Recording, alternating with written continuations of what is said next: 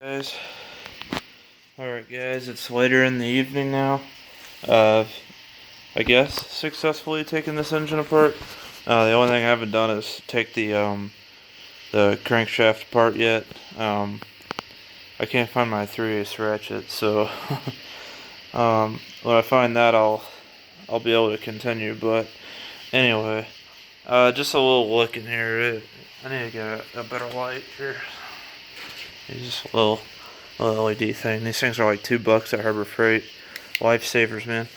So you can see down there, it's kind of milky. It's because there's gas in there. As I explained earlier in my earlier video, there's actually gas in the oil, and that's how I determined the bad ring. There's not really much anymore. There was a lot of oil sitting in there, and when I turned the engine piston down earlier a couple times, it leaked oil through the cylinder, and as you can see, it got everywhere. So that's that, and all I actually have off are, well, this just pops right out, this cam, and then there's the crank gear with the Woodruff key in it still. The valve guides are good, or not guides, but the tappets, and then that I think you call that like a girdle for the crank. It goes over this, and then it's pinned on there. And then under that there's a thrust washer. Over here is the whole cover. I'll get this over here so you can see a little better. You can see there's a little bit of sludge in there. It's not terrible. What is good is it kind of looks like it, but there's not real metal bits in there. It's mostly just like dirt, I think. And there is gas in there too. I mean, it reeks of it. But there's no excessive wear on any of these parts, which is good. You can kind of tell there. I've already kind of checked the sides of the gears. Governor is fine.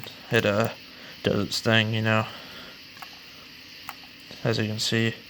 I understand that with all this going back together, it can be really tough to get it all lined up. There's a timing mark on there, and on the one, well, the timing mark for the crankshaft is actually just the keyway. So that's not that bad, I guess. I mean, that's just how it is, I guess. So anyway, just a little update. Seems to all be good. I'm just waiting on parts. So I pretty much had to order a crankcase gasket. There's like nothing left of this one because it's like there's bits and pieces on both halves still. So I'm just gonna scrape that off and put on a new one. It's kind of a big $30 I didn't want to have to spend, so it kind of sucks having to, but I would rather spend the money and do the work now than having to replace it later when it's already running, you know, on the tractor, because it would most likely go bad while I'm actually using it.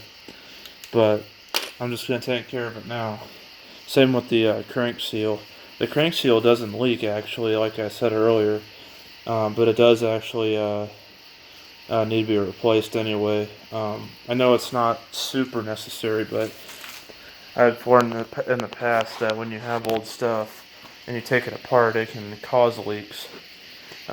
Same with like running a stop leak type of fix or a seafoam, you know, like a cleaner in your system. It can actually wear out the seals or clean out the junk in the seals that made it seal, whether the seal was bad or not. So that being said, like I said, just a little update. Got a massive mess under there I didn't clean out. This is all oily from that engine leaking oil everywhere. I have determined it's not a cracked block, so that's good. So that's it. Just a little update.